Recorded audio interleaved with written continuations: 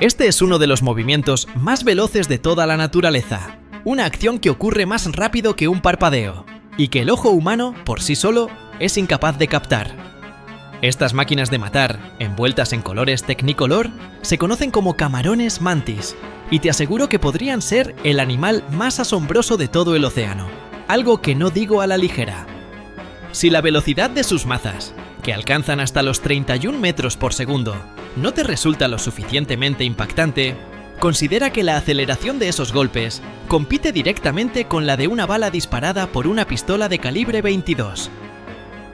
Para que un ser humano lograra romper las mismas conchas que este crustáceo destruye, necesitaríamos un martillo enorme y un movimiento sumamente potente. Sin embargo, un camarón mantis consigue exactamente lo mismo, utilizando un apéndice más pequeño que el dedo meñique de un niño pequeño. Estos ejemplares forman parte de una categoría del mundo natural que apenas ha sido descrita recientemente por los biólogos más avanzados: los ultra rápidos. Olvídate del humano más veloz, como Usain Bolt, o incluso de depredadores terrestres icónicos, como el guepardo. Esos animales ni siquiera entran en la escala de lo ultra rápido, porque sus movimientos dependen de la contracción muscular directa. En su lugar, este grupo selecto está poblado por criaturas que utilizan mecanismos de liberación de energía elástica, como las hormigas de mandíbula trampa, esporas fúngicas lanzadas de forma balística a presiones increíbles, mandíbulas de termitas que funcionan como ballestas microscópicas y medusas que disparan sus células urticantes con una rapidez inaudita. El camarón mantis no solo pertenece a este club, sino que es uno de sus miembros más prominentes y peligrosos. Su existencia desafía nuestra percepción del tiempo y la mecánica biológica, llevándonos a un mundo donde un solo milisegundo es suficiente para decidir el destino de una presa. Los pescadores que trabajan habitualmente en arrecifes de coral poco profundos en regiones tropicales han dado fe, con frecuencia y a veces con cicatrices, del daño que un camarón mantis puede infligir en manos y pies descubiertos. No es casualidad que en muchos lugares se les conozca como rompedores de dedos. Por otro lado, quienes poseen acuarios deben ser especialmente precavidos y estar bien informados antes de intentar albergar a uno de estos poderosos y pequeños amigos. En ocasiones, estos animales pueden atravesar vidrios reforzados de un solo golpe si se sienten amenazados o si confunden un reflejo con un rival. Además, son conocidos por ser inquilinos poco sociables, que terminarán por aniquilar a cualquier otro ser vivo, desde peces hasta otros crustáceos, que comparta su espacio vital en el tanque. Estos astutos combatientes se encuentran entre los carnívoros más feroces del mar, y, sin embargo, ocurre algo muy curioso que desafía la lógica evolutiva simple. Las especies más veloces entre ellos se alimentan casi exclusivamente de las criaturas más lentas, como caracoles y ostras, que no pueden huir. Por el contrario, las especies que se mueven más despacio prefieren ir tras las presas más rápidas, capturando animales que duplican o triplican su tamaño mediante el uso de garras especializadas en forma de lanza. Pero no creas que su única virtud es la rapidez bruta al golpear o la precisión al apuñalar. Sus ojos son, sin lugar a dudas, los más complejos y sofisticados de todo el reino animal conocido. Mientras que los seres humanos tenemos 3 tipos de células fotorreceptoras en nuestros ojos para ver el rojo, el verde y el azul, el camarón mantis posee entre 12 y 16 tipos de fotorreceptores distintos. Ellos perciben la luz ultravioleta en varios rangos, así como la luz polarizada en formas que apenas estamos empezando a comprender. Sus ojos están tan avanzados que cuentan con una capacidad de procesamiento local, es decir, la retina procesa la información visual básica antes incluso de que ésta sea enviada a su cerebro central. Actualmente, la comunidad científica internacional ha comenzado a investigar con gran entusiasmo si los ojos del camarón mantis podrían incluso detectar la firma espectral de las células cancerosas antes de que éstas comiencen a propagarse por el cuerpo, lo que abriría una puerta revolucionaria en la medicina preventiva. ¿Qué es lo que hace que estas pequeñas criaturas sean tan rápidas, feroces y extremas en cada aspecto de su biología? y cómo es que estos oscuros crustáceos aprovechan las leyes de la física, como la cavitación y la energía elástica, de formas que los ingenieros humanos nunca han sido capaces de replicar con la misma eficiencia. El camarón mantis es un crustáceo pequeño, colorido y sumamente agresivo que habita principalmente en aguas cálidas, tropicales y subtropicales de todo el mundo. A pesar de su reputación de gigante en el combate, suelen medir únicamente unos 10 centímetros de longitud en promedio. No obstante, algunas especies son verdaderos colosos de su tipo y pueden alcanzar los 40 centímetros, lo cual es impresionante para un animal de estas características. Pertenecen al orden de los estomatópodos, un linaje evolutivo muy antiguo que se separó de otros crustáceos más comunes, como los cangrejos y las langostas, hace aproximadamente 400 millones de años. Durante los siguientes 200 millones de años, un periodo de tiempo casi inimaginable, los ancestros de los actuales camarones mantis experimentaron una transformación radical en su anatomía frontal, pues algunas de sus piezas bucales, originalmente diseñadas para manipular comida de forma sencilla, se transformaron en garras raptoras masivas y especializadas, dándoles esa apariencia depredadora inconfundible, similar a la de una mantis religiosa terrestre, de donde proviene su nombre popular. Estos tipos originales de camarón mantis se clasificaron como perforadores o spearers. Sus garras letales, armadas con espinas afiladas como agujas, dictan absolutamente todo en sus vidas, desde la técnica que utilizan para cazar hasta la estructura del hogar donde habitan. Tomemos como ejemplo al camarón mantis cebra, el más grande de su clase. Este animal puede llegar a los 40 centímetros y se comporta como un depredador de emboscada clásico. Vive en madrigueras excavadas profundamente en la arena del lecho marino, manteniendo una vigilancia constante, con solo sus ojos saliendo por la entrada, mientras espera que un pez desprevenido pase cerca. Para un pez que nada por encima, es prácticamente imposible detectar al camarón mantis cebra oculto bajo los granos de arena. Por lo tanto, cuando el depredador decide que es el momento de atacar, el pez ya se encuentra dentro de su radio de acción y no tiene ninguna posibilidad real de escapar. Sus lanzas salen disparadas con una coordinación perfecta, empalando a la víctima con 10 espinas afiladas que sobresalen de sus garras como púas de un arma medieval. En diversos experimentos controlados, los investigadores descubrieron que la inmensa mayoría de los ataques del mantis cebra terminaban en una captura exitosa, lo cual es una tasa de eficacia asombrosa para un depredador. Pero si alguna vez has intentado atrapar una mosca con la mano o un pez en movimiento, podrás imaginar lo difícil que es no solo golpear, sino sujetar firmemente a una presa que lucha desesperadamente por su vida. ¿Cómo logran este nivel de éxito sin que la presa se resbale? Primero, debemos analizar la propia garra raptora. No es solo un palo rígido, está diseñada con una ingeniería natural que combina resistencia y flexibilidad. Necesita ser lo suficientemente fuerte para penetrar escamas y carne, pero también lo suficientemente elástica para no romperse bajo la tensión del forcejeo de un pez grande. Para conseguir esto, la lanza tiene varias púas que son, en realidad, vigas huecas ligeramente curvadas hacia atrás. Estas estructuras están compuestas por varias capas de materiales diferentes. En el exterior, encontramos una epicutícula delgada, dura y altamente mineralizada, que a menudo está decorada con estrías y surcos microscópicos que sirven para bloquear a la presa una vez que ha sido ensartada.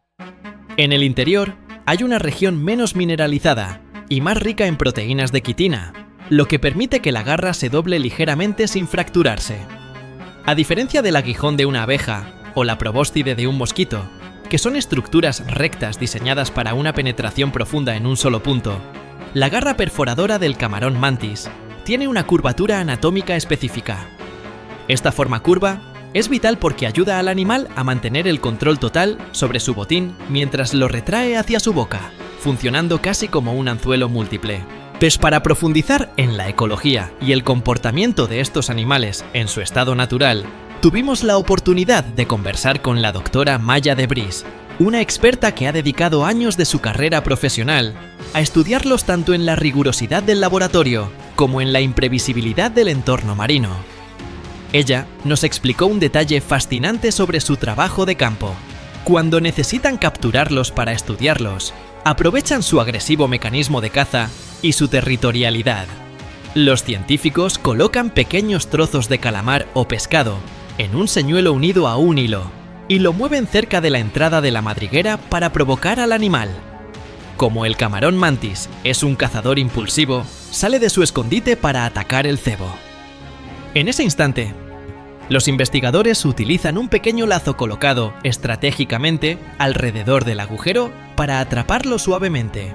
El siguiente elemento crucial que debemos entender sobre el ataque de un perforador es el secreto detrás de esas velocidades tan elevadas. Todo comienza en el segmento de la pata llamado mero. Allí se activan de forma coordinada los músculos flexores y extensores. En una fase inicial de preparación, los músculos extensores comprimen la garra, mientras que los flexores activan un mecanismo de seguridad, una especie de pestillo biológico, para bloquearla firmemente en su lugar. Esta acción acumula una enorme cantidad de energía potencial elástica, similar a cuando tensas la cuerda de una ballesta. Cuando el camarón decide que es el momento justo, el músculo flexor se relaja bruscamente. El pestillo se abre y toda esa energía se libera en una fracción de segundo. La garra sale disparada hacia adelante, mientras, simultáneamente, el camarón puede lanzarse fuera de su madriguera para aumentar el alcance. Con el pez ya atrapado y asegurado por las espinas, el depredador lo arrastra rápidamente de vuelta a la seguridad de la arena para devorarlo con calma. Al preguntarle a la doctora Debris sobre los riesgos de su trabajo, ella mencionó que, aunque siempre hay que tener respeto por sus herramientas, los perforadores suelen ser menos propensos a atacar a los humanos que los trituradores, ya que su estrategia de vida en la arena les permite mudarse si se sienten molestados, en lugar de luchar a muerte por un sitio específico.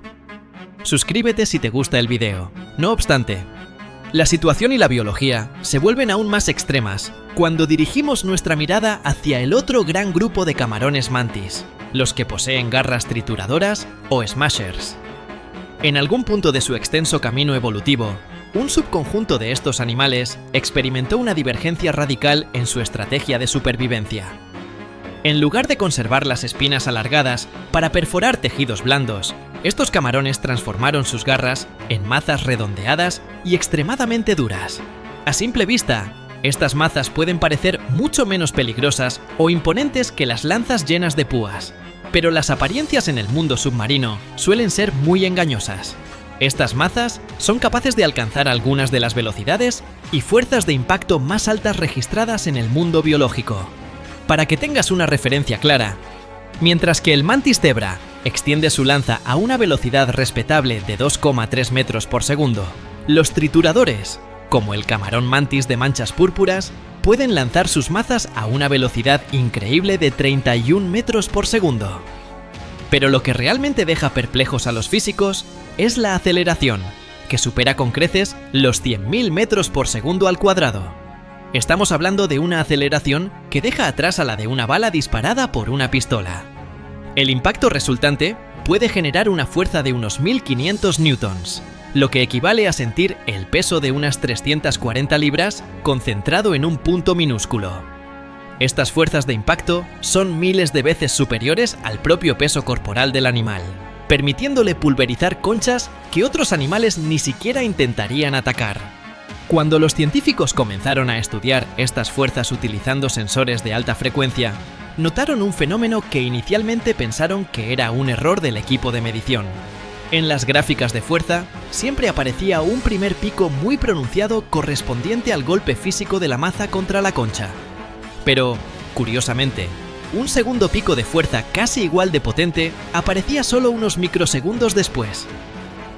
Al revisar las grabaciones obtenidas con cámaras de ultra alta velocidad, capaces de capturar miles de cuadros por segundo, los científicos observaron algo que parecía sacado de una película de ciencia ficción. Una pequeña burbuja se formaba en el punto de impacto y acto seguido se producía un brevísimo pero intenso destello de luz. Y lo que descubrieron fue que la maza del camarón mantis se mueve tan rápido que genera un fenómeno físico conocido como cavitación. Este proceso ocurre porque el apéndice desplaza el agua con tal velocidad que crea una zona de presión extremadamente baja detrás de él. En el agua, cuando la presión desciende por debajo de un punto crítico, el líquido se vaporiza de forma instantánea, incluso a temperatura ambiente, es decir, el agua hierve localmente debido a la falta de presión. Esto crea lo que llamamos una burbuja de cavitación llena de vapor. Pero esta burbuja es intrínsecamente inestable. Casi en el mismo momento en que se forma, la enorme presión del agua marina que rodea la burbuja la obliga a colapsar sobre sí misma de forma violenta. Cuando este colapso ocurre, se libera una cantidad de energía brutal en forma de una onda de choque sónica, calor extremo y un fenómeno llamado sonoluminiscencia, que es la emisión de luz producida por el sonido y la presión. La energía liberada es tan concentrada que por un instante casi infinitesimal, las temperaturas dentro de la burbuja que colapsa pueden rivalizar con las de la superficie del Sol. Este segundo impacto, causado por el colapso de la burbuja, es lo que genera el segundo pico en la gráfica y sirve para aturdir o terminar de romper la concha de la presa, incluso si el golpe físico inicial no dio en el blanco de manera perfecta. Es, literalmente, un golpe doble que aprovecha la física del vacío para asegurar la victoria. Tuvimos el honor de hablar con la doctora Sheila Paddock, la científica pionera que descubrió este fenómeno de cavitación en los estomatópodos. Ella nos relató que ver esas burbujas por primera vez a través de la lente de las nuevas cámaras de alta velocidad fue un momento de pura euforia científica, ya que se dieron cuenta de que estaban presenciando algo que ningún ser humano había visto jamás. Al profundizar en el tema de si esto es una adaptación evolutiva deliberada o un simple accidente de la velocidad, la doctora Paddock mantiene una postura cautelosa pero fascinante. Aunque no puede afirmar con certeza absoluta los motivos de la evolución sin más datos, la robustez del fenómeno sugiere que no es un accidente. El camarón mantis no cavita por error. Lo hace con una precisión quirúrgica en el momento exacto del impacto. Los datos muestran que, en ocasiones, se producen múltiples picos de fuerza espaciados de forma uniforme, lo que indica un control biológico sobre el proceso que no se observa en otros animales. Por ejemplo, existe un tipo de camarón mucho más pequeño que dispara un chorro de agua a gran velocidad y también puede generar cavitación, pero en su caso parece ser un subproducto accidental que solo ocurre si el chorro golpea algo de forma lateral. En el camarón mantis triturador, la cavitación es una parte integral y perfeccionada de su arsenal ofensivo. Dada la naturaleza tan distinta de su armamento, no es de extrañar que sus presas sean también muy diferentes a las de sus primos perforadores. Los trituradores se especializan en animales que poseen defensas pasivas masivas, como caracoles marinos con conchas gruesas, ostras, cises, almejas y diversos tipos de cangrejos con exoesqueletos reforzados. Para estos objetivos, no basta con intentar pinchar. Es necesaria la fuerza bruta para generar grietas que comprometen la integridad estructural de la armadura. Aquí es donde las burbujas de cavitación y los impactos de 1500 newtons demuestran su valor. Sin embargo, esto nos lleva a considerar una paradoja evolutiva muy interesante. El animal que posee los movimientos más rápidos de la naturaleza dedica su vida a cazar a los animales que se mueven más lentamente en el océano. ¿Por qué gastar tanta energía y tecnología biológica en algo que no puede huir? La respuesta parece residir en el tiempo de preparación. Si observamos de cerca a un camarón mantis preparándose para atacar a un caracol, notaremos que no golpea de forma alocada o inmediata. Primero, utiliza sus antenas y sus patas delanteras para tocar la concha, moverla un poco y posicionarla en un ángulo muy específico. Parece estar evaluando la mecánica de la concha, buscando puntos débiles o fallos en la estructura. Este proceso de tanteo requiere tiempo y paciencia. Un pez rápido no se quedaría quieto mientras el camarón hace estas mediciones, pero un caracol no tiene otra opción. Por lo tanto, el triturador necesita que su presa sea lenta para poder aplicar su golpe de alta precisión. Además, el mecanismo de disparo del triturador requiere un proceso de carga. El camarón debe tensar sus músculos y enganchar su resorte interno, un componente anatómico con forma de silla de montar hecho de quitina, que se encuentra en la parte superior de la garra. Este resorte es una de las estructuras más eficientes del mundo natural. Justo antes del impacto, el animal comprime este resorte mediante músculos potentes y lo bloquea con un pestillo. En el momento del ataque, el pestillo se suelta y la energía se libera de golpe, permitiendo que la maza alcance velocidades que ningún músculo, por muy grande que fuera, podría lograr mediante una contracción simple. Es la diferencia entre lanzar una piedra con la mano o dispararla con una honda profesional. La energía acumulada y liberada en un instante es lo que marca la diferencia entre un golpe molesto y uno mortal. Para entender mejor esta analogía del resorte, imagina que intentas lanzar una flecha con tus manos. Por mucho que te esfuerces, la flecha no irá muy lejos, ni llevará mucha fuerza porque tus músculos tienen una velocidad de contracción limitada por la biología celular. Pero si utilizas esos mismos músculos para tensar la cuerda de un arco, y luego simplemente sueltas la cuerda, la flecha saldrá disparada a una velocidad inmensamente mayor. La energía total que pusiste en el sistema es la misma en ambos casos, pero el arco permite que esa energía se libere en un tiempo mucho más corto, lo que resulta en una potencia explosiva. El camarón mantis triturador es, en esencia, un arco viviente de alta tensión. Contrario a lo que se podría pensar, este proceso no consume una cantidad de energía exorbitante. El animal usa una cantidad pequeña de energía muscular para tensar el resorte con calma, y es la intensidad de la liberación repentina lo que crea el efecto devastador. Este diseño es tan eficiente que el camarón puede realizar cientos de ataques a lo largo del día sin agotarse metabólicamente, lo que le permite ser un depredador extremadamente activo y dominante en su pequeño territorio de arrecife.